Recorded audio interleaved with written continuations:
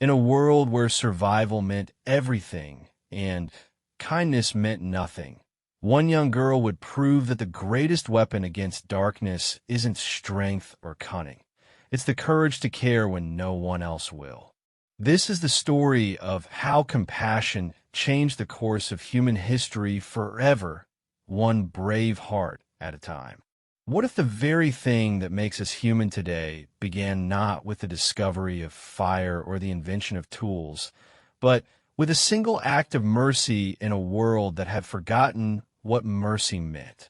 Journey back to a time when the earth was young. Dangers lurked in every shadow, and one girl's choice to show kindness would echo through a million years to reach us today. The morning mist clung to the valley like a shroud, hiding the sharp rocks and treacherous paths that had claimed so many lives. Kira pressed herself against the cold stone wall of the cave, listening to the sounds outside. Her breath formed small clouds in the frigid air as she counted the footsteps of her tribe moving around their temporary shelter. 23 people. Yesterday, there had been 24.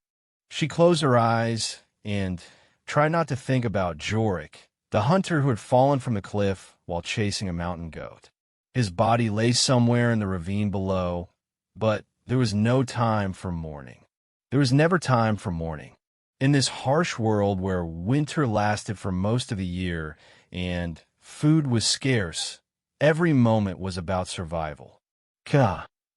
Her father's voice cut through her thoughts. Thane stood at the cave entrance, his weathered face etched with the kind of hardness that came from making impossible decisions every day. As the leader of their small tribe, he carried the weight of everyone's survival on his shoulders. Gulme, we leave soon. She followed him outside into the pale light of dawn. The valley stretched below them, a harsh landscape of ice-covered rocks and sparse vegetation. In the distance, smoke rose from cooking fires where other tribes had made their camps. Each group kept to themselves, bound by the unspoken rule that had governed their world for generations. Trust no one outside your own blood. The members of their tribe moved with practiced efficiency, packing their meager belongings and preparing for another day of hunting and gathering. These were her people, the only family she had ever known. There was Mira, the elderly healer whose knowledge of plants and remedies had saved countless lives. Finn and his two sons, skilled hunters who could track prey across the most difficult terrain. Lara, heavy with child, who still insisted on carrying her share of the load despite her condition. Kira had grown up with these faces, learned from these hands, and found comfort in their familiar presence. But lately, something had been stirring inside her that she didn't understand. It started 3 moons ago when she had found an injured bird with a broken wing. Instead of putting it out of its misery, as was the custom, she had spent days caring for it, feeding it scraps of meat from her own portion, keeping it warm against her body. When the bird finally healed and flew away, she felt something she had never experienced before. A warmth that had nothing to do with fire or food or shelter. Her father had scolded her for wasting resources on a creature that could give them nothing in return. But Kira couldn't shake the feeling that helping the bird had somehow made her more human. The scouts report strange movements to the east, Thane announced to the group. A large tribe, maybe 40 or 50 strong. They're heading this way. Fear rippled through the camp. A large tribe meant competition for resources, potential conflict, and possible death. In their world, strength determined everything. The strong survived, the weak perished, and mercy was a luxury no one could afford. We'll move north toward the ice caves, Thane continued. Stay together, stay quiet, and remember, we look out for our own and no one else. As they began their journey across the frozen landscape, Kira found herself thinking about that injured bird again. What if it had belonged to another tribe? What if helping it had somehow put her own people at risk? These thoughts troubled her, but she pushed them aside. Survival came first. It always had. The path north was treacherous, winding through narrow passages between towering cliffs. Ice covered most surfaces, making every step dangerous. They had been walking for several hours when young Finn stopped suddenly, holding up his hand for silence. "Smoke," he whispered, pointing to a thin column rising from behind a cluster of rocks ahead. "Fresh fire." Thane motioned for everyone to crouch low. They approached carefully, using the rocks as cover. What they found made Kira's blood run cold. A small camp lay in ruins. 3 bodies were scattered around a burned-out fire pit, their belongings ransacked and scattered. But what caught Kira's attention wasn't the scene of violence. It was the sound coming from behind an overturned shelter. Crying. A child's crying. She moved closer despite her father's warning gesture. Behind a fallen structure, she found a girl who couldn't be more than 8 years old. The child was thin, dirty, and clearly injured. Blood stained her torn clothing, and her leg was bent at an unnatural angle. The girl looked up at Kira with eyes wide with terror. She spoke in a language that was similar to their own, but with different words, different sounds. Kira understood enough to know she was begging for help, pleading not to be hurt. "Kira, get away from there," Thane commanded in a low voice.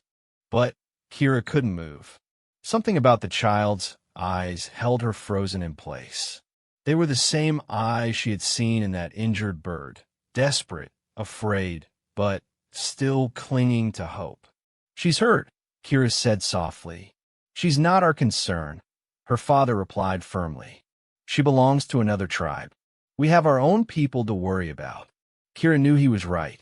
The rules of survival were clear and absolute. You protected your own family, your own tribe, and no one else.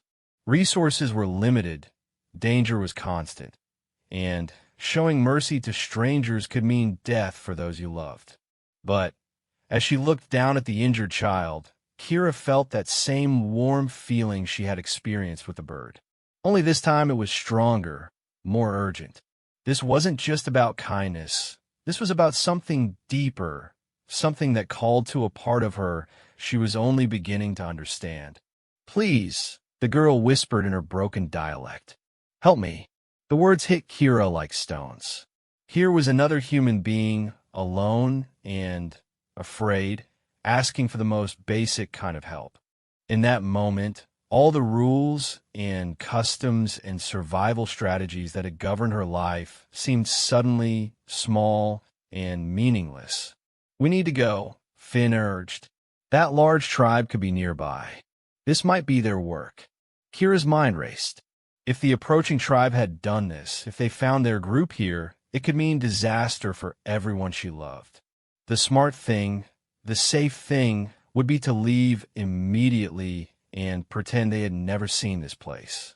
She looked back at her people, her father with his lined face and worried eyes, Mira clutching her medicine bundle, Laura holding her swollen belly protectively. These were the people who had raised her, taught her, kept her alive in a world that showed no mercy. Then she looked down at the injured girl again. In that small, frightened face, she saw something that changed everything. She saw herself. She saw what any of them could become in an instant. Alone, helpless, dependent on the mercy of strangers. "Father," she said quietly, "what if this was me?"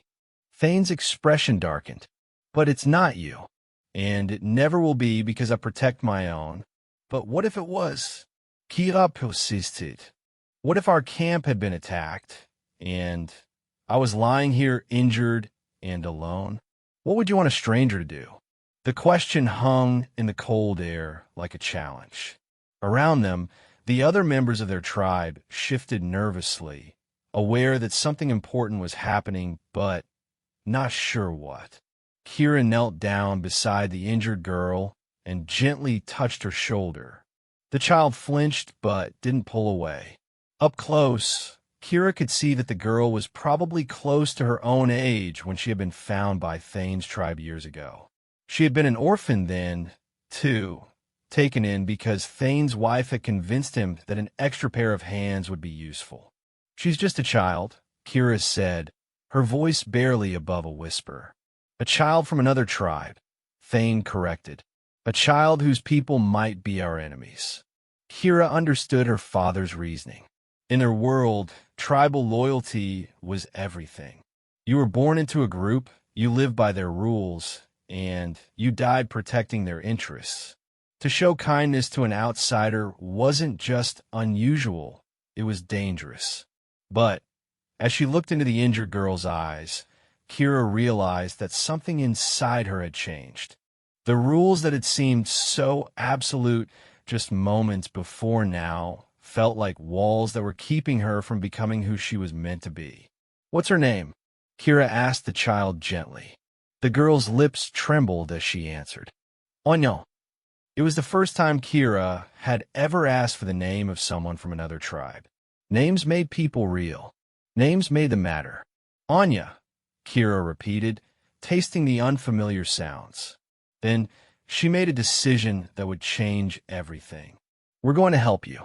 The words came out before she could stop them. Around her, she heard sharp intakes of breath from her tribe members. Her father's face went pale with anger and fear.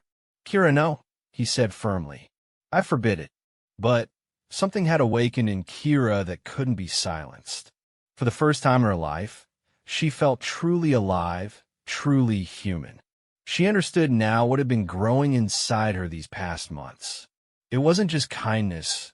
It was the recognition that all people, regardless of which tribe they belonged to, shared the same capacity for suffering and the same need for compassion. "Father," she said, looking directly into his eyes, "I know you're afraid for our people. I know helping her could put us all at risk. But I also know that if we leave her here to die, we'll be leaving part of our own humanity behind." The silence that followed was deafening. In that moment, two worldviews collided. The old way of thinking that had kept humans alive for countless generations, and something new that was struggling to be born. Kira gently lifted Anya into her arms. The child was lighter than she had expected, weakened by hunger and injury. As she held her, Kira felt the weight of her decision settling over her like a heavy cloak. She knew she was asking her people to take a tremendous risk. She knew she might be putting everyone she loved in danger. But she also knew that some things were worth a risk. Some things were more important than survival itself. As her tribe watched in stunned silence, Kira began walking toward their camp, carrying the injured stranger in her arms. Behind her, she could hear urgent whispered conversations as her people debated what to do. She didn't look back. For the first time in her life, she was choosing to follow something deeper than fear, stronger than custom, more powerful than the rules of survival. She was choosing to follow her heart, even though she had no idea where it would lead her. The journey back to their temporary shelter seemed to take forever. With each step, Kira felt the weight of her decision growing heavier. But she also felt something else growing stronger, a sense of purpose she had never experienced before. As they reached the cave, Mira stepped forward. The old healer's face was unreadable as she looked down at the injured child in Kira's arms. "Bring her inside," Mira said quietly. "Let me examine her injuries." The simple words were like a lifeline. If Mira was willing to help, perhaps the others would follow. Perhaps there was hope after all. As they entered the cave, Kira caught her father's eye. His expression was still hard, but she thought she saw something else there too, a glimmer of understanding, perhaps even pride. The first step had been taken. The girl who would change the world had chosen compassion over safety, love over fear. She didn't know it yet, but her decision to help one injured child would begin a transformation that would ripple through time itself, teaching humanity a new way to live. Inside the cave, the flickering light from their small fire cast dancing shadows on the rocky walls.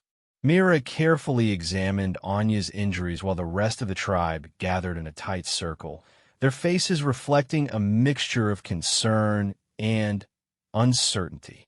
The child had lost consciousness during the journey, her breathing shallow and labored. "The leg is broken in 2 places," Mira announced after her examination. "She has cuts that need cleaning, and she's burning with fever. But she might live if we can keep her warm and get food into her." The healer's words hung in the air like a challenge. Everyone knew what they meant. Caring for Anya would require medicine, food, and time, precious resources that their own people needed. It would also mean staying in one place longer than was safe, especially with a large hostile tribe potentially moving through the area. Thane paced near the cave entrance, his jaw tight with frustration. "Mira, tell me honestly, what are her chances?" The old woman's weathered hands continued working as she spoke. "If she were one of ours, and we gave her our full care, perhaps half, maybe less. She's very weak.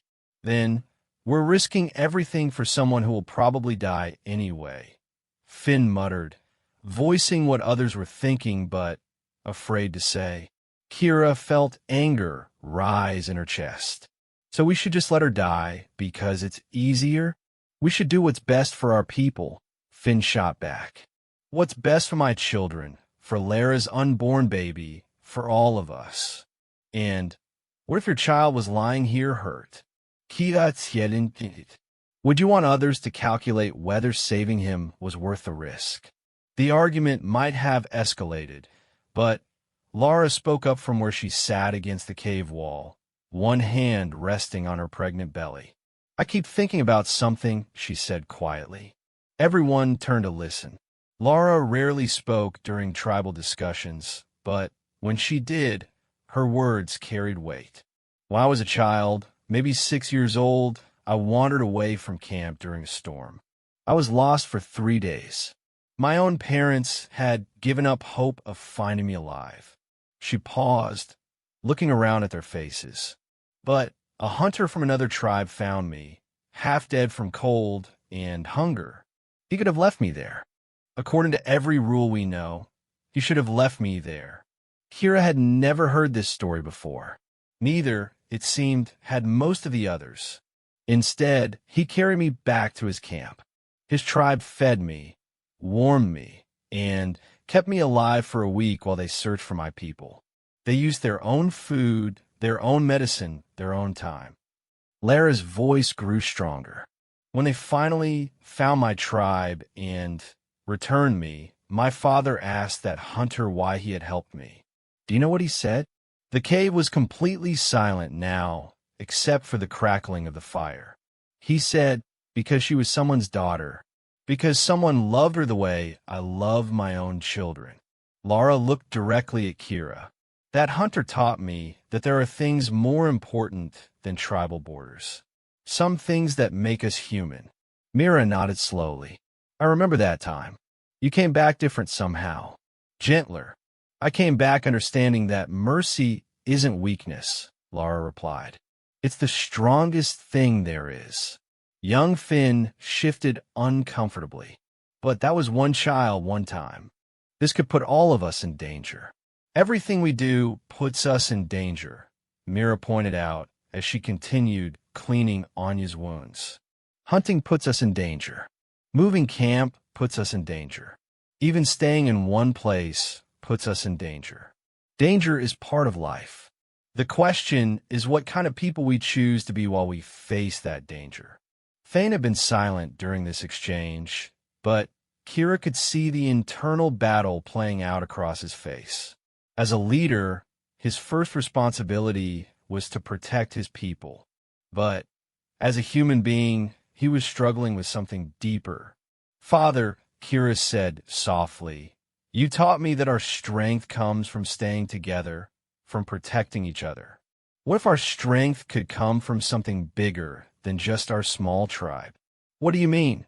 he asked, though Kira could see he was beginning to understand. "What if we protected not just our own, but anyone who needed protecting? What if we helped not just our family, but any family that was in trouble?" The ideas were forming as she spoke them, concepts she had never put into words before. "Wouldn't that make us stronger, not weaker?" Anya stirred slightly, letting out a small moan of pain. Mira quickly moved to check her temperature, placing a cool cloth on the child's forehead. "The fever is getting worse," the healer reported. "I need to make a willow bark tea, but we don't have much left. And we'll need to keep her warm all night." The implications were clear. Using their medicine on Anya meant less for their own people if someone got sick. Keeping the fire burning higher all night meant using more fuel they might need for cooking food. "Use what you need," Thane said suddenly, surprising everyone. "Do what you can for her." Kira felt a wave of relief wash over her, but she could also see the doubt in some of the other faces. Finn's expression remained skeptical, and she knew he wasn't the only one questioning their leader's decision. As Mira prepared the medicine, Kira sat beside Anya and gently stroked the child's matted hair. In the firelight, the girl looked even younger and more vulnerable. Her skin was pale except for the bright flush of fever on her cheeks. "What are you thinking?" her father asked, settling down beside her. Kira considered the question carefully. "I'm thinking about what kind of world we're creating. Every day, we make choices about how to treat others, how to respond when we see suffering. And those choices shape not just what happens today, but what kind of people we become. And what kind of people do you think we should become?"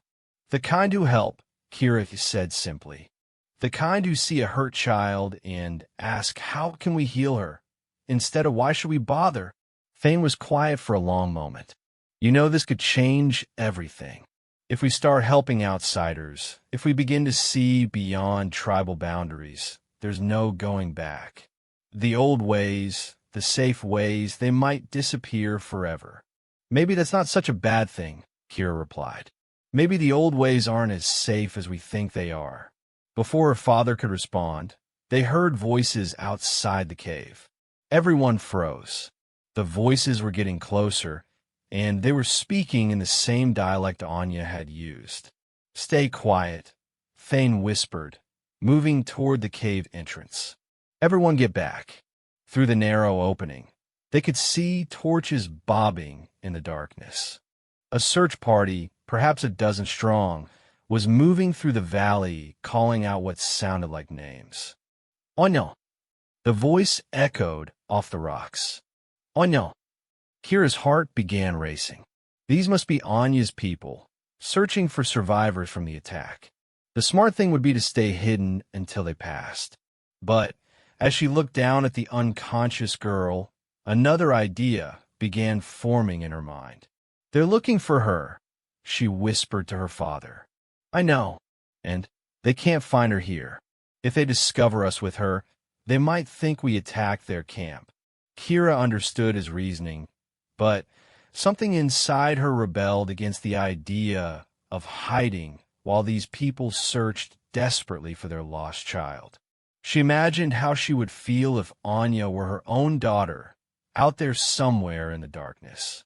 The voices were getting fainter as the search party moved away from their location. Soon they would be gone, and Anya's people would never know what had happened to her. The injured girl would either die in their care or recover and live the rest of her life cut off from her family and tribe. "This is wrong," Kira said suddenly. "What's wrong?" Mira asked, looking up from where she was tending to Anya. "Hiding from them. They're her family. They're looking for her." Thane grabbed her arm. "Kira, no, we can't risk it." "But Kira was already moving toward the cave entrance. The voices were growing more distant, but she could still hear them calling Anya's name. In a few more minutes, they would be too far away to hear. "Kira, I forbid it," her father said sharply. She turned back to face him, and he saw something in her eyes that stopped him cold. It was determination, but more than that. It was a kind of inner strength he had never seen in her before. "Father, you taught me to protect those who couldn't protect themselves. You taught me that family is the most important thing in the world." Well, that little girl has a family too. They're out there in the dark, terrified and heartbroken, searching for someone they love. She took a deep breath. "I won't hide from them. I won't let them spend the rest of their lives wondering what happened to their daughter." Without waiting for a response, she stepped outside the cave. Her voice rang out clear and strong in the night air. "Here. She's here." The effect was immediate. The distant voices stopped, then came rushing back in their direction. Torches appeared through the trees, moving fast. Inside the cave, her tribe members were frozen with shock and fear. They could hear running footsteps, urgent shouts, the sound of people crashing through underbrush in their haste to reach the source of the voice. Thane appeared beside Kira at the cave entrance, his hand on his weapon. "If this goes badly," he said quietly, "I want you to know that I'm proud of you, even if I don't agree with what you're doing." The first of the searchers burst into the clearing in front of their cave.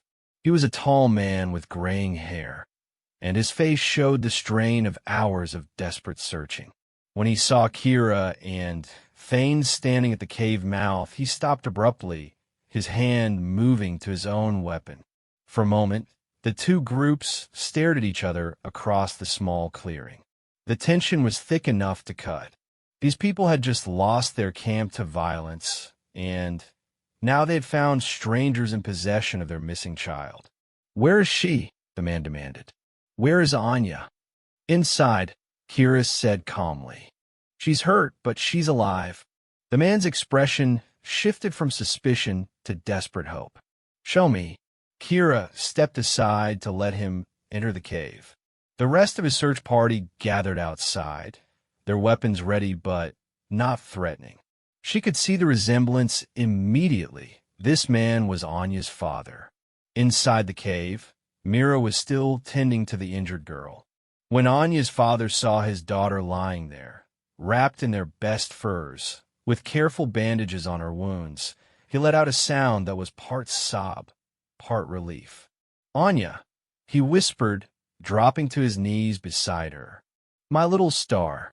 The child's eyes fluttered open at the sound of his voice. When she saw her father's face, she smiled weakly and reached out her hand. He took it gently, tears streaming down his weathered cheeks. "Papa," she whispered, "I knew you would find me." The reunion was so tender, so full of love, that even Finn found himself blinking back tears. This wasn't an abstract stranger or a potential threat. This was a father who had thought his child was dead, and a daughter who had never given up hope of being found. Mira explained Anya's injuries and what treatment she had received. Anya's father listened carefully, occasionally asking questions about her condition. His gratitude was evident in every word. "You saved her life," he said finally, looking around at the faces of Kira's tribe. "When you could have left her to die, you chose to help." "Why?" It was Kira who answered. "Because she needed help. Because she's someone's daughter. Because it was the right thing to do." The man studied her face in the firelight. "You're very young to be so wise." "Maybe wisdom isn't about age," Kira replied. "Maybe it's about choosing love over fear." As the night wore on, both groups remained in the cave together. Anya's people shared what little food they had, and Kira's tribe offered their medicine and knowledge. Slowly, carefully, two groups of strangers began to see each other as people rather than potential threats. Anya's father, whose name was Jorin, told them about the attack on his camp. A raiding party from the eastern mountains had swept down without warning, looking for food and supplies. Most of his people had escaped, but several were killed, and Anya had been lost in the confusion. "We've been searching for 2 days," he said. I was beginning to think. He couldn't finish the sentence. "But you didn't give up," Lara observed. "You kept looking." "A parent never gives up," Jorin replied simply. "No matter what the odds, no matter how hopeless it seems, you keep searching. Love doesn't know how to quit." His words hung in the air like a revelation. Here was a man from another tribe, speaking a slightly different language, living by different customs, but expressing a truth that every parent in the cave understood completely. As dawn approached, they knew the time had come to part ways. Anya was stable, but still needed careful tending. Her people had a long journey ahead to reach their winter camp where the rest of their tribe was waiting. "I will never forget what you have done," Jorin said as they prepared to leave. "Never forget the kindness you showed to strangers." "You're not strangers," Kira said simply. "You're Anya's family. That makes you important to us, too." Jorin smiled. "You truly are wise beyond your years." He paused, seeming to wrestle with something. "There's something I want you to have." He reached into his pack and pulled out a small carved figure, a bird with outstretched wings, made from a piece of white stone. The craftsmanship was exquisite, and the stone seemed to glow in the early morning light. "This has been in my family for many generations. My grandmother carved it, and her grandmother before that. It represents hope, the belief that no matter how dark things become, there is always light somewhere ahead." He placed the carving in Kira's hands. "I want you to have it, so you'll remember that your kindness has given my daughter a future. And so you'll remember that there are others like you in this world. People who choose love over fear, hope over despair." Kira held the small bird carefully, feeling its smooth surface warm under her touch. It was the most beautiful thing she had ever owned, but more than that, it represented something precious, the connection between strangers who had chosen to see each other's humanity. As Jorin's people prepared to leave with Anya, the little girl insisted on saying goodbye to each person who had helped her. When she reached Kira, she threw her small arms around her neck. "Thank you," she whispered. "Thank you for saving me." "Thank you for teaching me something important," Kira whispered back. "What did I teach you?" Kira thought for a moment. That being brave isn't about not being afraid. It's about doing what's right even when you are afraid. As they watched the other tribe disappear into the morning mist, carrying their precious burden carefully among them, Kira felt something settle inside her. She had made a choice that could have endangered everyone she loved, but instead it had shown her something beautiful about what people could be when they chose compassion over fear. Her father put his arm around her shoulders. "I was wrong to try to stop you," he said quietly. "You were trying to protect us. That wasn't wrong. But you were trying to protect something bigger than just us. Something that might be even more important than our physical safety." Kira nodded, fingering the carved bird in her hands. "What do you think will happen now? Do you think other people will ever choose to help strangers the way we did?" Thane looked out at the vast landscape before them, thinking of all the tribes scattered across the wilderness, all living by the same harsh rules of survival that had governed his people for countless generations. "I don't know," he said honestly, "but I think you may have started something that will grow beyond what any of us can imagine." He was right, though neither of them could have known it then. The story of the tribe that saved a stranger's child would travel from camp to camp, growing with each telling. Other people would hear it and begin to question their own assumptions about kindness and safety, about the boundaries between us and them. The girl who chose compassion over fear had taken the first step on a path that would eventually lead humanity toward a new way of being, one based not on tribal loyalty alone, but on the recognition that all people shared the same capacity for love, the same need for mercy, the same hope for a better world. But that was still to come. For now, Kira simply held her carved bird and felt grateful for the chance to discover what she was capable of when she listened to the voice of her heart. 3 months had passed since the morning Anya's father carried his daughter away into the mist. The seasons had turned, bringing the brief warmth of summer to their mountain valley. But more than the weather had changed. Word of what Kira's tribe had done was spreading through the scattered communities like ripples in still water. It began with small things. A hunter from the southern cliffs approached their camp one evening, not to trade or demand territory, but to thank them.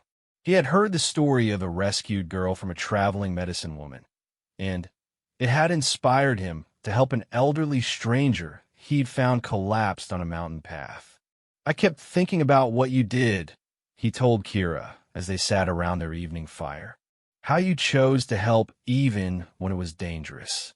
It made me realize I've been thinking too small about what it means to be human."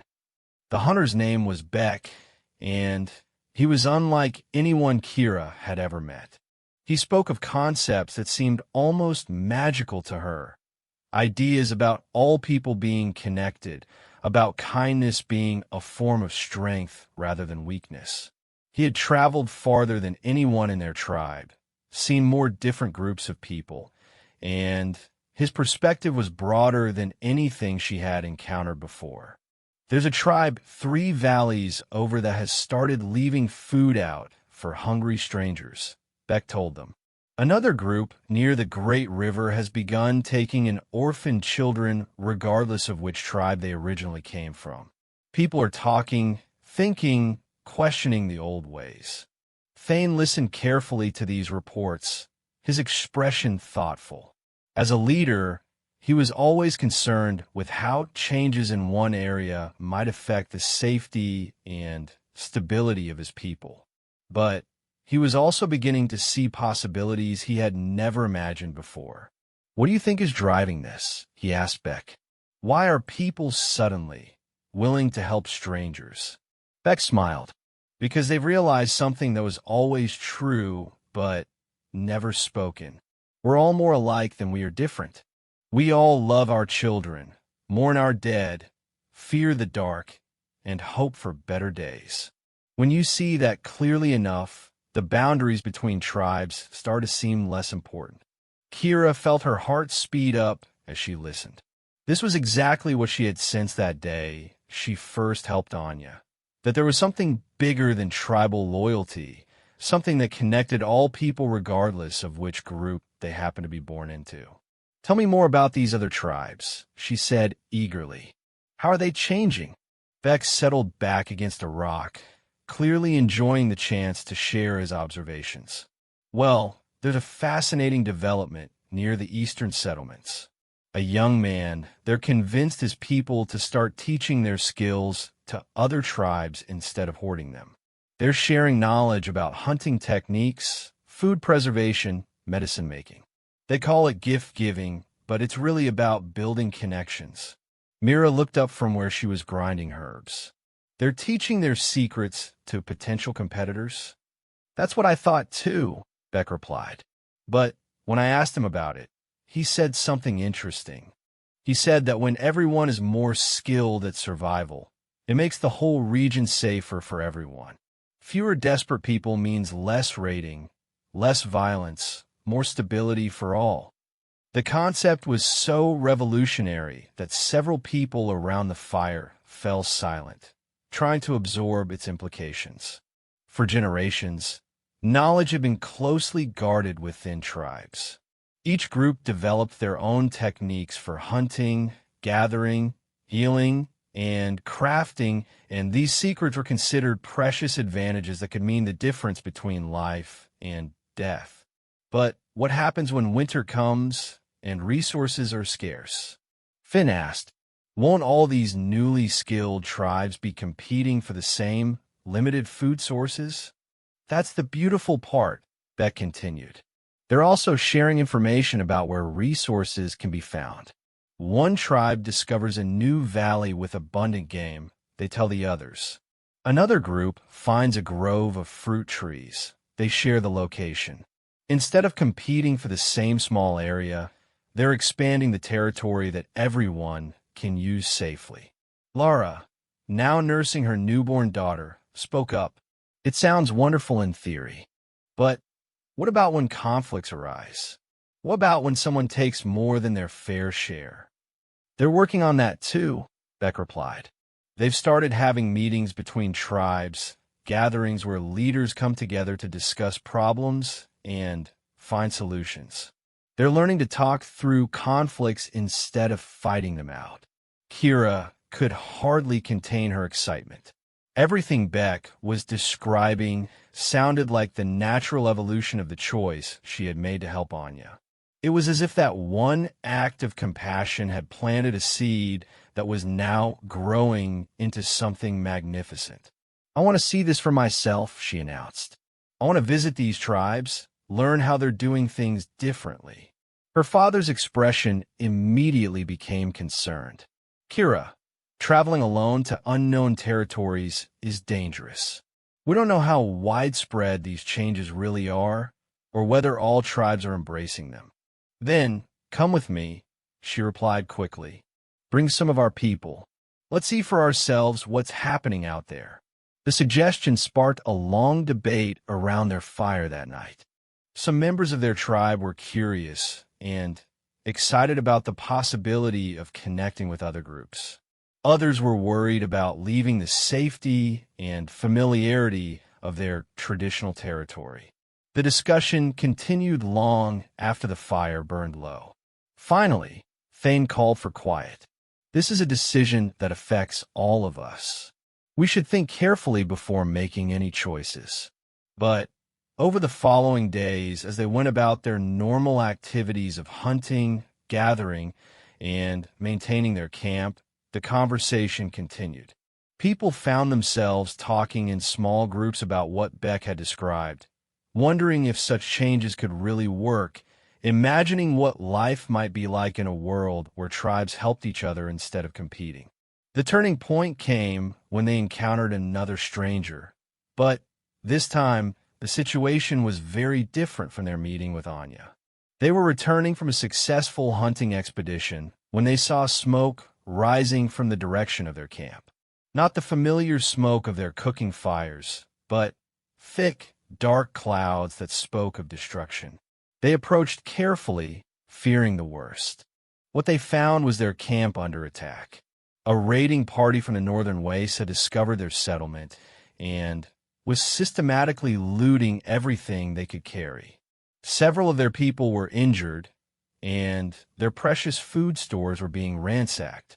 The raiders were outnumbered, but they were fierce fighters and well-armed. In the old days, Thane would have led his hunters in a direct assault, hoping to drive off the attackers through superior force.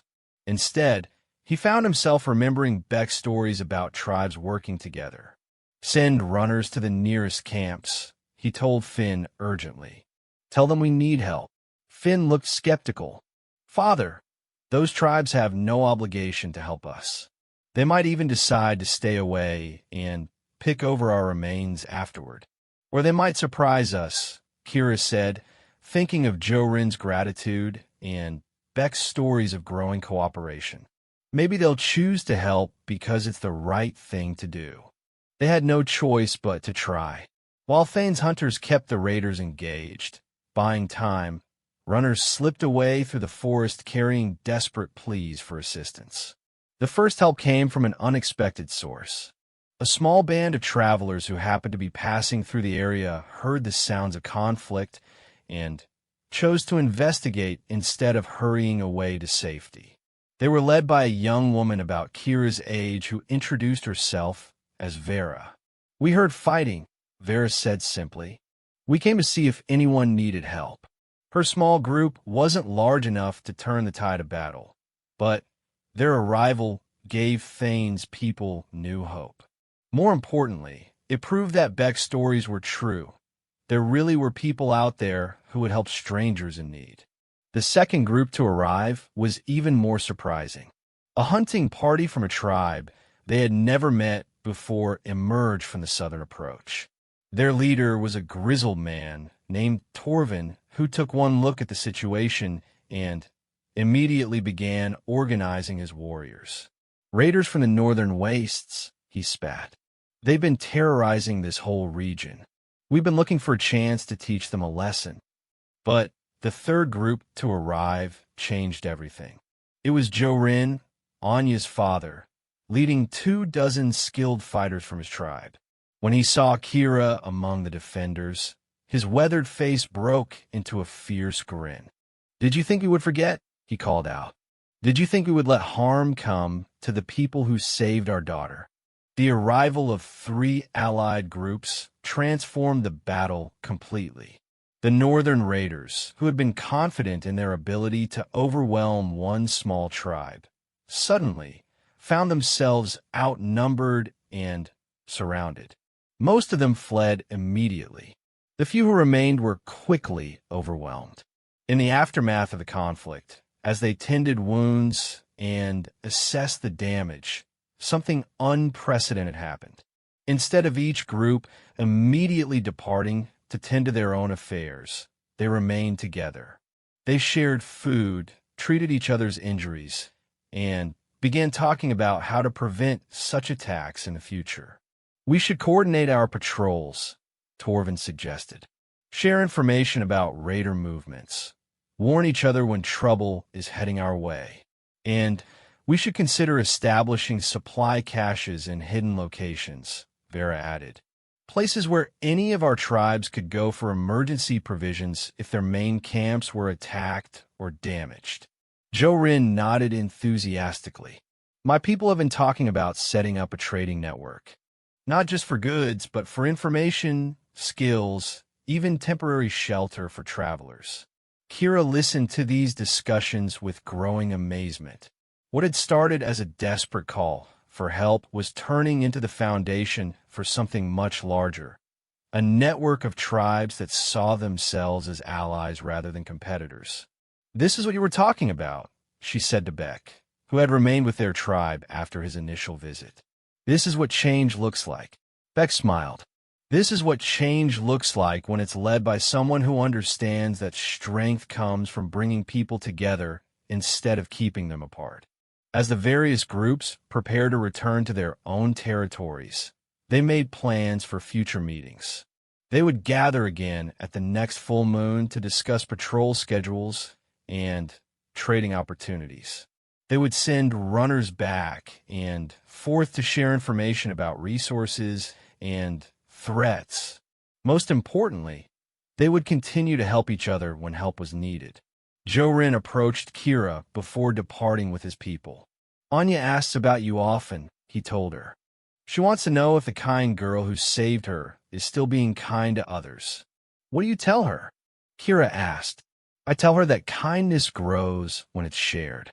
That the girl who saved one child is now helping to save many children in many tribes for many years to come." After everyone had left, Kira found herself standing at the edge of their camp, looking out over the vast landscape and thinking about what had just happened. In a few short hours, they had gone from being an isolated tribe facing a desperate situation to being part of something bigger, a community of communities, all connected by the simple recognition that they were stronger together than apart. Her father joined her at the overlook. "Are you having second thoughts about any of this?" he asked. Kira considered the question seriously. The changes happening around them were dramatic and irreversible. They were moving away from everything familiar and predictable, venturing into unknown territory with no guarantee of success. "No," she said finally. "I keep thinking about what Vera said when she arrived to help us. She said they came because they heard fighting and wanted to see if anyone needed help. Not because they owed us anything, not because they expected anything in return, but simply because someone was in trouble. And I realize that's the world I want to live in. A world where people's first instinct is to help rather than to avoid or exploit. A world where strangers become friends, where different tribes become allies, where children like Anya grow up feeling safe no matter where they are. Thane nodded slowly. It's a beautiful vision, but creating that kind of world won't be easy. There will be setbacks, failures, people who choose the old ways over the new ones. I know, Kira replied, but I also know that it's possible because I've seen it happening. Every person who chooses to help instead of harm, every tribe that chooses cooperation over competition, every child who grows up believing that strangers can be friends, they're all building that world, one choice at a time. She pulled out the small carved bird that Jorin had given her months ago. It had become her most precious possession, not because of its beauty or craftsmanship, but because of what it represented. The proof that kindness could bridge any gap, overcome any difference, create connections where none had existed before. Beck says there are already dozens of tribes working together in various ways, she continued. And he thinks the idea will keep spreading because it works better than the old ways. People can see that cooperation brings more prosperity, more safety, more happiness than constant competition and conflict. As if summoned by her words, Beck appeared from the direction of their rebuilt camp. His face was lit with excitement.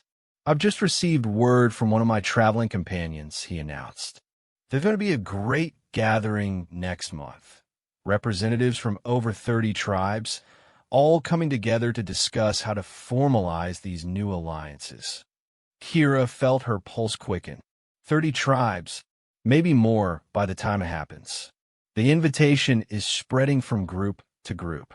They're calling it the Council of Many Voices. The name sent chills through her. She could imagine it. Dozens of tribal leaders sitting together, sharing their knowledge and resources, making decisions that would benefit everyone rather than just their own small groups. Will we go? She asked her father. Thane looked at his daughter's eager face. Then, out at the horizon where their new allies had disappeared. I think we have to go. Not just for ourselves, but for all the other tribes who are still living in isolation and fear. Someone needs to tell them that there's another way. As they walked back toward their camp together, Kira felt the weight of the carved bird in her hand and thought about the journey that had brought them to this point. It had started with one injured child and one choice to help. Now it was becoming something that could change the entire world. She didn't know it yet, but the Council of Many Voices would indeed be historic. It would establish the first formal agreements between tribes for mutual aid and resource sharing. It would create systems for resolving conflicts peacefully and protocols for welcoming strangers safely. Most importantly, it would prove that Beck's optimistic vision was achievable. The humans could choose cooperation over competition, compassion over fear. The girl who had once risked everything to save one stranger's child was about to become the woman who helped unite dozens of tribes under the banner of shared humanity. And this was still only the beginning. The Great Meadow had never seen anything like it. Spread across the vast expanse of grassland that lay at the convergence of 3 rivers, camps dotted the landscape like stars scattered across the night sky. Each cluster of tents and fire pits represented a different tribe, a different way of life, a different set of traditions and beliefs. Yet here they were, all gathered in one place for the same purpose, to explore what they might accomplish together. Kira stood at the edge of her tribe's modest camp, watching the controlled chaos of the largest human gathering in memory. 47 tribes had sent representatives to the Council of Many Voices, more than even Beck had dared to hope for. The logistics alone were staggering. How do you feed hundreds of people? How do you prevent conflicts when so many different groups with different customs and languages are brought together? Overwhelming, isn't it? Vera approached from the direction of the central meeting area, where a massive circle of stones had been arranged to serve as the council ring. She had arrived 3 days earlier as part of the organizing committee, working tirelessly to help coordinate this unprecedented gathering. I keep expecting it to fall apart, Kira admitted. So many people, so many different ways of doing things. How is it possible that everyone is getting along so well? Vera smiled, because they want it to work. That's the difference. When people come together with a genuine desire to find common ground, amazing things become possible. As if to illustrate her point, a group of children ran past, laughing and playing together despite coming from tribes that had never interacted before. They had invented their own games, developed their own pidgin language combining words from multiple dialects, and formed friendships that crossed every traditional boundary. The children adapt the fastest, Vera observed. They don't carry the old fears and prejudices. To them, these are just new friends with interesting stories and different ways of braiding their hair. Kira watched the children with fascination. In them, she could see the future that all of this effort was working toward, a generation that would grow up taking cooperation for granted, seeing diversity as a source of strength rather than a cause for suspicion. The formal council sessions were scheduled to begin at sunset, but the real work of the gathering had been happening continuously since the first tribes arrived. Groups of people clustered around cooking fires, sharing recipes and techniques. Healers compared notes on medicine and treatment methods. Hunters demonstrated different tracking and trapping techniques. Craftspeople exchanged ideas about toolmaking and decoration. "Come with me," Vera said, taking Kira's arm. "There's something you need to see." She led Kira toward the eastern section of the gathering, where a particularly large crowd had formed around several elaborate displays. As they got closer, Kira could see that these were maps, detailed charts showing the territories, resources, and seasonal movements of dozens of different tribes. Jorin's idea, Vera explained, gesturing toward Anya's father, who was deep in conversation with several other tribal leaders. He suggested that if we're going to work together effectively, we need to understand each other's situations. Where does each tribe hunt? When do they migrate? What resources do they have access to? What challenges do they face? The maps were works of art, as well as practical tools. Each tribe had contributed their knowledge using their own symbols and artistic styles. The result was a visual tapestry that told the story of human survival across an enormous region. The ebb and flow of seasonal movements, the location of crucial resources, the natural barriers that separated some groups, and the ancient trading paths that connected others. "Look at this," Jorin called out, noticing their approach. "Kira, you must see what we've discovered." He pointed to a section of the map that showed an area marked with symbols indicating severe food scarcity during the winter months. The mountain tribes in this region barely survive each winter. But look here. His finger moved to a coastal area marked with symbols for abundant fish and seals. The shore people have more protein than they can preserve or consume. And here, added an elderly woman Kira didn't recognize. The forest people have surplus plant medicines and healing herbs, while the desert tribes have more preserved foods than they need, but struggle with healing their sick. The implications were staggering. What they were looking at wasn't just a collection of separate tribes living isolated lives. It was an interconnected system where each group's strengths could potentially balance out another group's weaknesses. "If we could coordinate our surplus sharing," Jorin continued excitedly, "no tribe would have to face starvation or medical crises alone. The shore people could trade their excess fish to the mountain tribes in exchange for stone tools and warm furs. The forest people could provide medicine to the desert tribes in exchange for preserved foods and rare minerals. Kira stared at the maps, her mind racing. This was exactly what she had sensed that day she first helped Anya. The human beings were stronger together than apart, that cooperation could accomplish things that individual survival never could.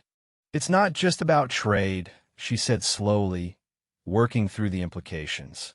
It's about creating abundance where scarcity used to exist. Exactly, Vida exclaimed. Instead of 47 tribes, each struggling to meet all their own needs independently, we could have 47 tribes, each specializing in what they do best and sharing the benefits with everyone. An older man with intricate scars covering his arms approached their group. Kira recognized him as Cormac, leader of the fierce mountain clans who had arrived only yesterday. His people had a reputation as formidable warriors, and many of the other tribes had been nervous about their inclusion in the gathering. You speak of fine ideals, Cormac said, his voice gravelly, but not hostile. But what happens when someone takes more than they give? What happens when a tribe decides to hoard their surplus instead of sharing it? What happens when conflict arises that can't be resolved through discussion? The questions hung in the air like a challenge. These were the practical concerns that everyone had been thinking about, but few had been willing to voice directly. The old ways of survival had been harsh and often brutal, but they had been predictable. This new vision of cooperation was inspiring, but largely untested. Those are exactly the questions we need to discuss in the formal council sessions, Jorin replied diplomatically. But I'll tell you what I think. I think people will honor their agreements, because keeping those agreements will be in their own interest. Cormac looked skeptical. Explain. If a tribe breaks faith with a network, they lose access to all the benefits the network provides. They go back to struggling alone while everyone else thrives through cooperation. The cost of betrayal becomes higher than the cost of honoring your commitments. And if someone tries to take by force what they should be receiving through trade, Cormac persisted.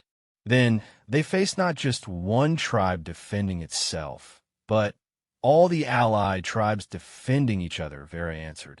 A raiding party might be able to overwhelm a single isolated group, but they can't overwhelm 47 groups working together. Kira watched this exchange with growing admiration for how thoughtfully everyone was approaching these challenges. These weren't naive people dreaming of impossible utopias. These were experienced leaders who understood the harsh realities of survival, trying to figure out how to make cooperation work in the real world. The conversation was interrupted by the sound of drums, calling everyone to gather for the evening's formal session. As hundreds of people began moving toward the great circle of stones, Kira felt her stomach flutter with nervousness. Everything they had been discussing privately would now be debated publicly, with representatives from dozens of tribes weighing in. The council ring was impressive in the dying light. Each tribe had been assigned a section of the circle, marked by poles bearing their traditional symbols. In the center, a large fire cast dancing shadows on the assembled faces. The sight was both beautiful and sobering. So many different peoples gathered together for a purpose none of their ancestors could have imagined. Jorin had been chosen as the evening's primary facilitator, a role that involved keeping the discussion organized and ensuring that every tribe had a chance to speak. He began by acknowledging the historic nature of their gathering. For as long as memory reaches back, our tribes have lived separate lives. We have competed for resources, fought over territory, viewed strangers with suspicion and fear. Tonight, we explore whether there might be a better way. The first formal speaker was Beck, who had traveled farther and seen more than almost anyone present. He described the changes he had witnessed over the past year. Tribes choosing cooperation over conflict, communities sharing resources and knowledge, groups working together to solve problems that had previously seemed unsolvable. What I've observed, he concluded, is that when people begin to see beyond the boundaries of their own tribe, they discover capabilities they never knew they had. A world where we help each other is not just a more pleasant place to live. It's a more prosperous and secure place for everyone. The next speaker represented one of the fishing communities from the eastern coast. She described the detailed knowledge her people had developed about ocean currents, seasonal fish migrations, and preservation techniques. But she also spoke honestly about their vulnerabilities. We know the sea better than anyone, but we know almost nothing about inland resources. Every few years, storms destroy our fishing equipment, and we struggle to replace it. We have abundant food in some seasons and face hunger in others. We would welcome the chance to trade our strengths for help with our weaknesses. One by one, representatives from different tribes rose to speak. The desert people talked about their sophisticated understanding of plant medicines and water conservation. The mountain clans described their metalworking skills and knowledge of stone tools. The forest dwellers offered their expertise in wood crafting and animal tracking. But they also spoke honestly about their limitations and vulnerabilities. The desert people struggled with protein sources. The mountain clans had limited access to healing plants. The forest dwellers needed better tools and weapons. Each group that had seemed completely self-sufficient from the outside turned out to have gaps that other groups could fill. As the night wore on, a remarkable pattern emerged. Not only did every tribe have something valuable to offer, but every tribe also had needs that other tribes could meet. It was as if human civilization had naturally evolved as an interconnected system, but had lost sight of its own interconnectedness. When it came time for Kira's tribe to speak, Thane rose to address the council. But instead of talking about their own resources and needs, he surprised everyone by telling the story of Anya. Several months ago, my daughter made a choice that changed our understanding of what it means to be human. He began, and went on to describe Kira's decision to help an injured child from another tribe, despite the potential dangers to her own people. At the time, I thought she was being foolish. I thought she was risking all our lives for a stranger who meant nothing to us. But I've learned that my daughter understood something I didn't. She understood that there are no strangers, only people we haven't helped yet. The story resonated powerfully with the assembled crowd. Many of them had heard versions of it already, and it had influenced their own decisions to participate in this gathering. Hearing it told in full, in the original words of Kira's own father, brought home the personal dimension of what they were attempting. When Thane finished, there was a moment of silence. Then, Anya herself stood up. She was still small for her age, still bore the slight limp from her injuries, but her voice carried clearly across the circle as she spoke. I want to say something. All eyes turned toward the child who had become, unknowingly, a symbol of the possibilities they were exploring. I remember being hurt and alone and afraid. I remember thinking I was going to die, but then strangers found me, and instead of leaving me to die, they chose to save me. They used their medicine on me, their food, their warmth. They risked their safety for mine. Her young voice carried a gravity that silenced even the most skeptical listeners. I don't understand all the things you're talking about tonight. Trade agreements and resource sharing and conflict resolution. But I understand this. The people who saved me prove that love is stronger than fear. They prove that we can choose to take care of each other instead of only taking care of ourselves. She paused, looking around the circle at all the adult faces watching her. I think what you're trying to do here is just a bigger version of that same choice. You're choosing to take care of each other instead of just yourselves. And if it works for all of you the way it worked for me, then maybe someday no child will have to be afraid and alone because someone will always be there to help. The impact of her words was immediate and profound. Here was the living embodiment of what they were working toward.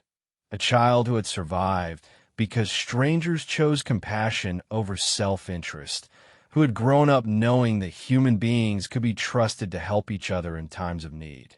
After Anya sat down, the formal discussion continued deep into the night. They talked about practical matters, how to organize trade networks, how to establish communication systems between distant tribes, how to handle disputes, and violations of agreements. They also talked about principles, the values that would guide their cooperation, the commitment to mutual aid that would define their relationships. By dawn, they had laid the groundwork for what would become the first intertribal alliance in human history. It wasn't a perfect system, and it would face many challenges in the months and years to come.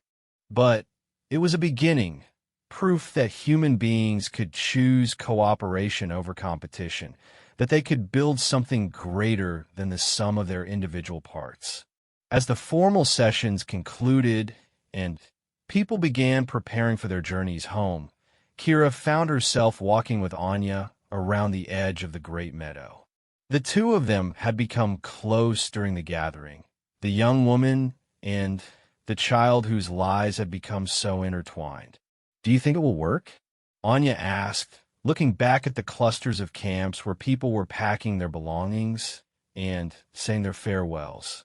Kira followed her gaze, watching as members of different tribes exchanged gifts, made plans for future meetings, and promised to send word of their progress to each other.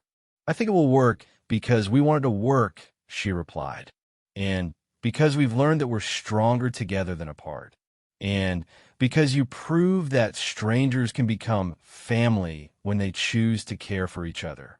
As they walked, Kira pulled out the small carved bird that had become her constant companion. She held it up so Anya could see it clearly. "Your father gave this to me to remember that kindness has the power to give people a future. I want to give it to you now because you represent that future." Anya looked at the carving with wide eyes. "But it's yours. He gave it to you. And now I'm giving it to you because that's how kindness works. It doesn't belong to just one person. It belongs to everyone who chooses to share it. Someday, when you're older, you'll find someone who needs to remember the power of compassion, and you'll give it to them." As Anya carefully took the carved bird in her small hands, Kira realized that this moment represented everything they had accomplished.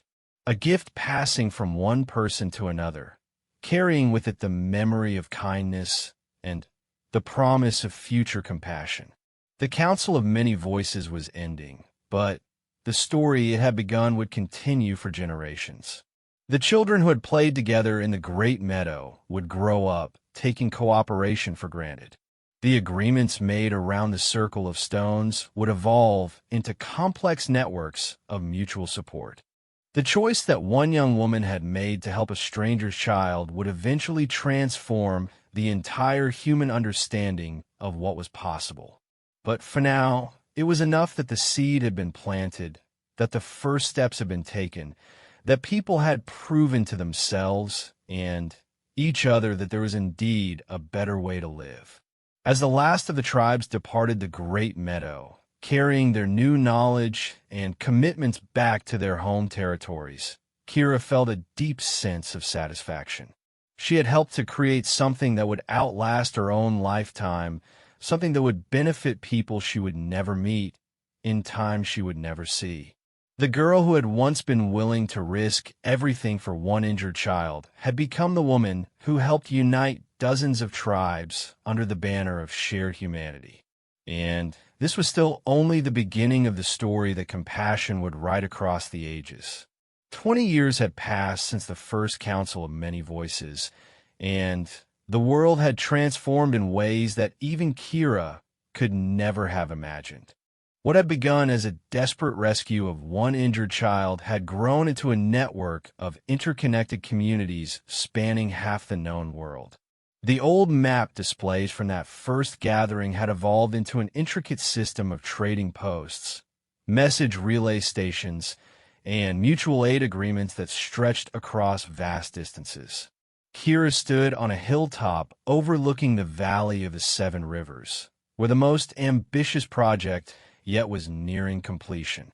Below her, hundreds of people worked together on what would become the first permanent settlement shared by multiple tribes, a place where families from different groups could live side by side, where knowledge could be exchanged freely, and where children could grow up truly understanding what it meant to be part of something larger than their birth tribe.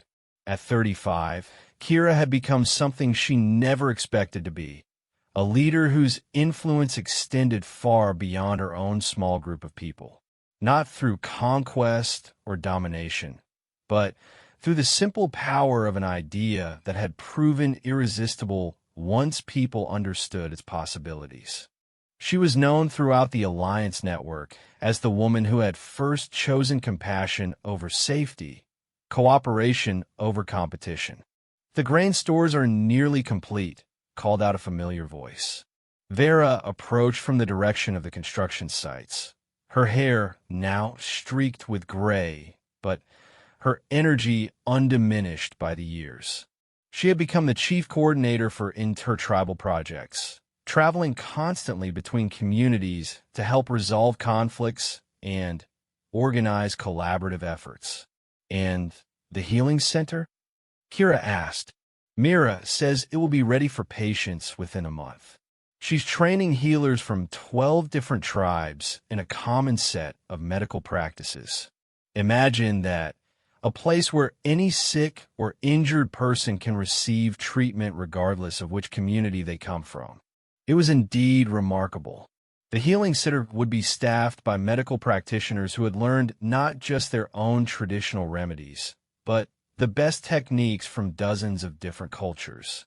A patient might receive treatment combining desert herb knowledge, mountain wound care, forest plant medicines, and coastal nutrition practices, all applied by healers who saw themselves as serving humanity rather than just their own tribal groups. "Any word from the northern expeditions?" Kira inquired. Vera's expression grew more serious. "Beck returned yesterday with interesting news. They've made contact with tribes even farther north than we realized existed. Some are interested in joining the network, but others are resistant. They've heard stories about what we're doing, but they're not sure they trust it." This was a familiar challenge. As word of the Alliance network spread, it attracted both enthusiastic supporters and determined skeptics. Some groups embraced the concepts of mutual aid and resource sharing immediately. Others worried that cooperation would somehow weaken their own cultural identity or independence. "What specific concerns did Beck encounter?" Kira asked. "The usual ones. Fear that joining the network means losing their autonomy. Worry that their traditional ways will be overwhelmed by outside influences. Suspicion that the larger, more established tribes in the network will dominate the smaller ones." Kira nodded thoughtfully. These were legitimate concerns that required careful attention. The Alliance network had grown rapidly, but growth without wisdom could easily lead to the kind of domination and exploitation they were trying to move beyond. "I think it might be time for another gathering," she said after a moment. "Not just representatives this time, but whole families. Let people see for themselves what we've built, how it actually works, what safeguards exist to protect smaller communities." The idea had merit. The annual councils had become important events for maintaining communication and resolving disputes between allied tribes. But they were still primarily meetings of leaders and spokespeople. A gathering that included entire families would demonstrate the human reality of cooperation. Children playing together, elders sharing stories, ordinary people going about their daily lives in harmony despite their differences. That would be enormous, Vera pointed out. We're talking about potentially thousands of people. Then, we'll need to be very well organized. But I think it's worth the effort. People need to see that cooperation doesn't mean losing yourself. It means finding yourself as part of something bigger and more beautiful. Their conversation was interrupted by shouts from the construction site below. But these weren't cries of alarm or distress. They were sounds of celebration. Kira and Vera hurried down the hillside to see what was happening. They found a crowd gathered around a young man who was holding up what appeared to be a message scroll. As they got closer, Kira recognized him as one of the long-distance runners who carried communications between far-flung communities. "What news?" Vera called out. "Word from the eastern coast," the messenger replied, his face bright with excitement. The fishing communities there have successfully negotiated peace with the sea raiders who've been attacking their settlements for years. This was significant news.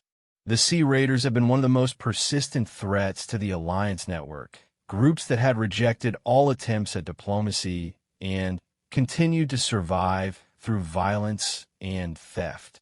If they had been willing to negotiate, it suggested that even the most resistant groups might eventually be reached. How did they manage it? Kira asked. The messenger unrolled his scroll and read the key details. The coastal tribes offered the raiders something they couldn't get through raiding, technical knowledge about shipbuilding and navigation that would let them become traders instead of thieves. They also offered them settlement rights in previously unused coastal areas, along with full inclusion in the fishing and trading networks. The crowd murmured with appreciation. It was a brilliant solution that transformed enemies into allies by addressing their underlying needs rather than simply opposing their destructive behavior. The message says the former raiders are already helping to patrol coastal waters against other raiding groups. They've become protectors instead of threats. Kira felt a familiar warmth spreading through her chest. The same feeling she had experienced all those years ago when she first chose to help Anya. It was the recognition that human beings had an almost unlimited capacity for positive change when they were offered genuine alternatives to destructive patterns. As the crowd dispersed to carry the news to others, Kira found herself thinking about the long journey that had brought them to this point.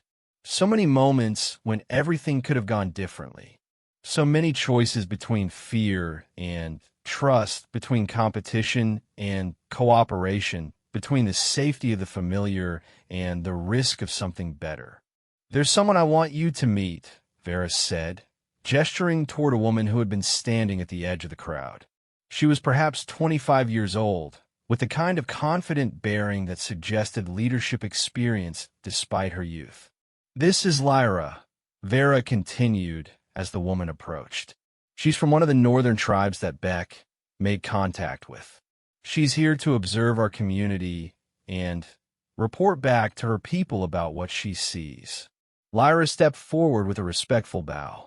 "I've heard many stories about you," she said to Kira, "about the choice you made to help a stranger's child, and how that choice changed everything.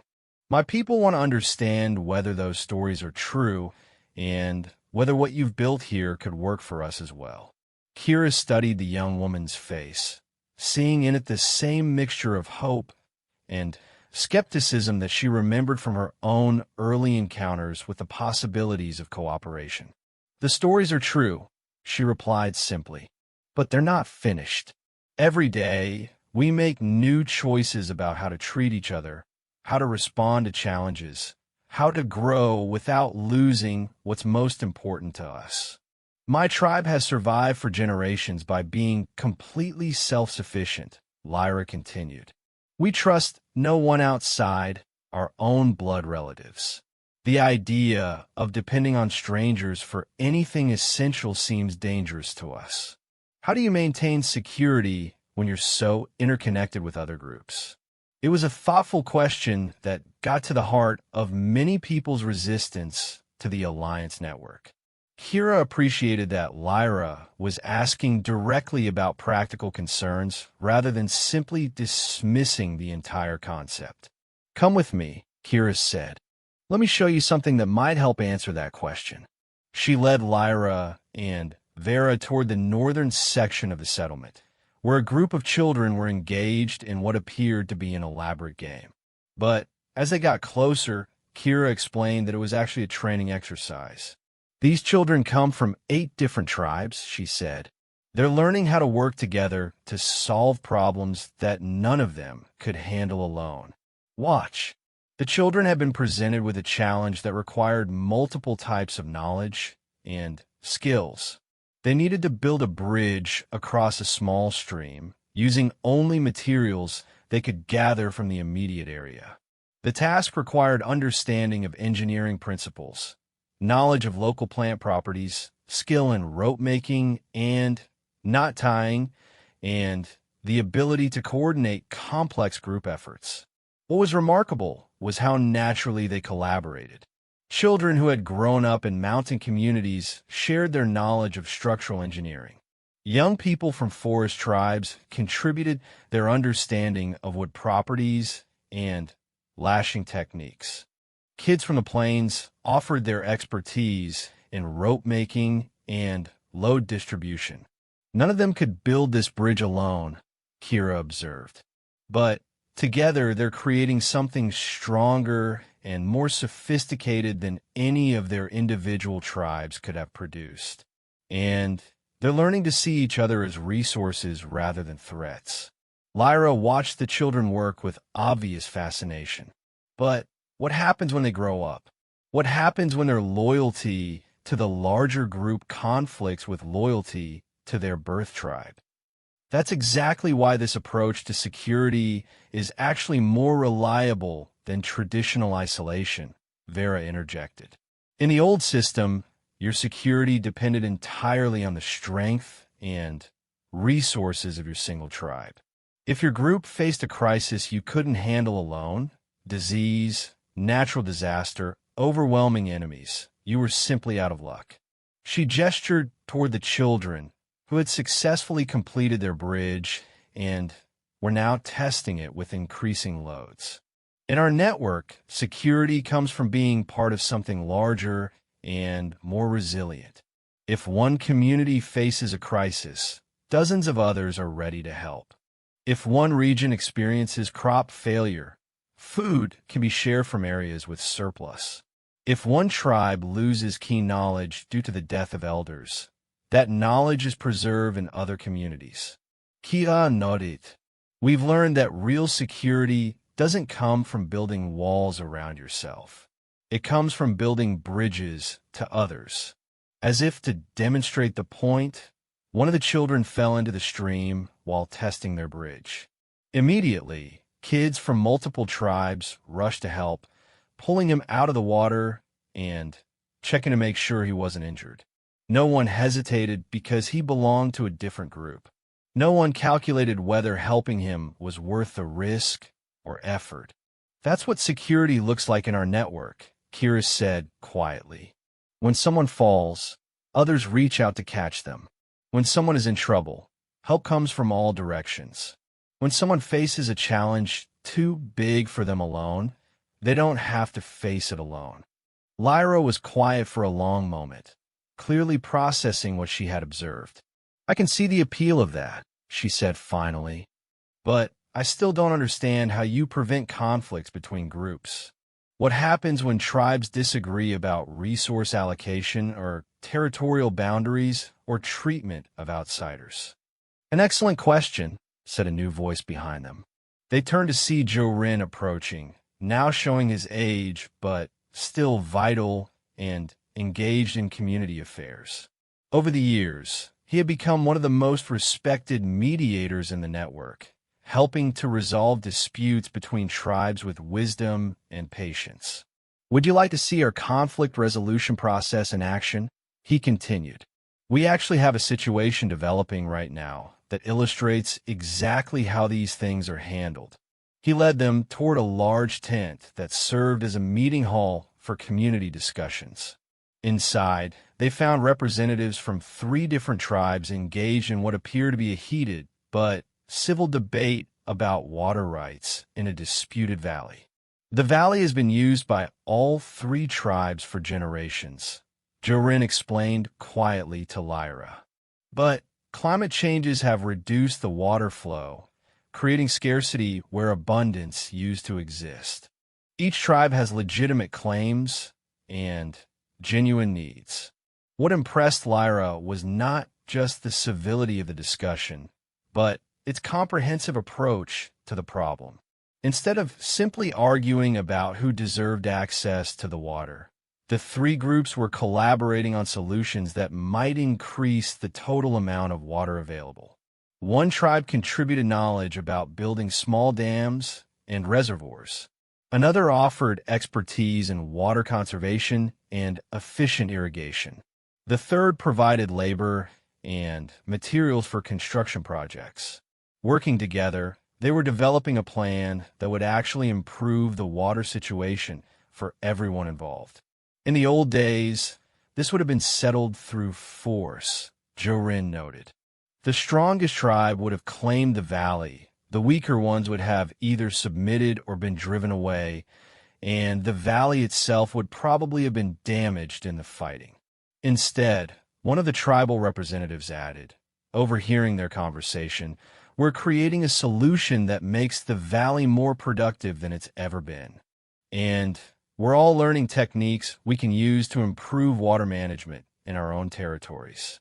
As the afternoon progressed, Lyra was able to observe multiple aspects of how the Alliance network functioned in practice. She saw the trading post where goods and services were exchanged according to carefully negotiated agreements that ensured fairness for all parties. She visited workshops where craftspeople from different tribes taught their techniques to anyone interested in learning. She attended a session where elders from various communities shared traditional stories, creating a rich tapestry of cultural knowledge that preserved each group's heritage while making it accessible to others. Most importantly, she spent time with families who had chosen to settle permanently in the Valley of the 7 Rivers, creating truly mixed communities where cultural exchange was a daily reality rather than a special event. The children growing up here observed one mother whose own heritage combined mountain and forest traditions don't see cultural differences as barriers. They see them as different colors in a beautiful painting. They're learning to appreciate the full spectrum of human knowledge and creativity. As evening approached, Kira and Lyra found themselves sitting by the central fire pit where people gathered each night to share food and stories. The conversations around them flowed in multiple languages and dialects, but the atmosphere was one of warmth and inclusion rather than confusion or conflict.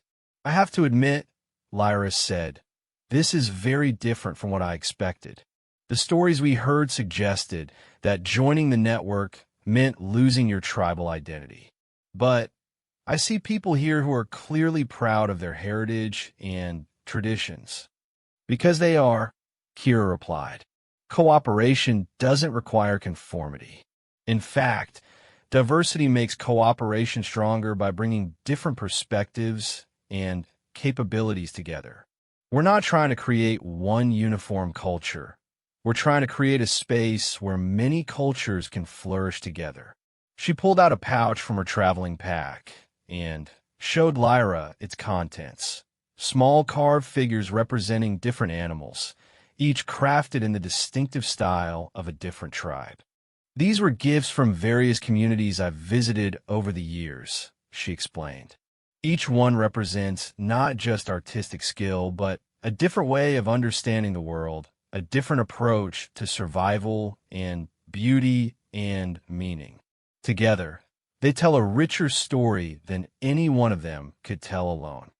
Lyra examined each carving carefully, appreciating the variety of techniques and perspectives represented. I'm beginning to understand. You're not asking my people to give up being who they are. You're inviting them to become part of something larger while remaining themselves. Exactly. And in the process, they might discover aspects of themselves they never knew existed. I know I did. As the fire burned lower and people began drifting away to their sleeping areas, Lyra made a decision that would affect the future of her entire tribe. I want to stay longer, she announced. I want to learn more about how this really works, see more of what you've accomplished. And I want to invite some of my people to come and see for themselves. You're welcome to stay as long as you like, Kira replied. And your people are welcome to visit whenever they're ready. I have one more question, Lyra said. How did you know? That first day, when you decided to help the injured child, how did you know it would lead to all this? Kira smiled. I didn't know. I couldn't have imagined any of this. I just knew that leaving a hurt child to die felt wrong, and helping her felt right. Everything else grew from that one simple choice. So, it really is that simple. Choose compassion over fear, and everything else follows. It's that simple and that difficult, Kira replied. Simple because the choice itself is clear. Difficult because it requires courage, especially when you don't know how things will turn out. As Lyra prepared to return to her sleeping area, she paused for one more observation. I think I understand now why the stories about you spread so widely. It's not just because you saved one child. It's because you proved that individual choices matter, that one person's decision to do the right thing can change the world. After Lyra had gone, Kira remained by the dying fire, reflecting on the conversation and on the extraordinary journey that had brought her to this point. She thought about Anya, now grown and with children of her own, who had become a healer dedicated to serving people from all tribes. She thought about the hundreds of communities across the network, each finding their own ways to balance individual identity with collective cooperation. Most of all, she thought about the children growing up in this new world. Children who would never know a time when helping strangers was considered dangerous or unusual. Children who would take cooperation for granted in the way her generation had taken competition for granted. The carved bird that had once been her most precious possession now rested in Anya's home, part of a collection of gifts and remembrances from communities throughout the network. But the hope it represented had multiplied beyond counting, taking root in thousands of hearts and countless daily choices to treat others with kindness and respect. As she finally banked the fire and prepared for sleep, Kira felt a deep satisfaction in knowing that the world was indeed better than it had been when she was young. Not perfect, there were still challenges to face, conflicts to resolve, people who chose fear over trust. But fundamentally different in ways that would have seemed impossible just a generation ago. The girl who had once risked everything to save one stranger's child had become the woman who helped humanity discover its own capacity for transformation. The choice she made in that cave so many years ago continued to ripple outward, touching lives she would never meet, shaping a future she would not live to see. And somewhere in the network of communities that stretched across the known world, another young person would soon face their own moment of choice, the decision between safety and compassion, between the familiar and the possible. When that moment came, they would not be alone. They would be supported by the accumulated wisdom of all those who had chosen love over fear before them, guided by the example of a brave girl who had proven that individual acts of kindness could indeed change the world. The legacy of compassion was secure, written not in stone or metal, but in the hearts and choices of human beings who had learned that their greatest strength came not from standing apart, but from standing together.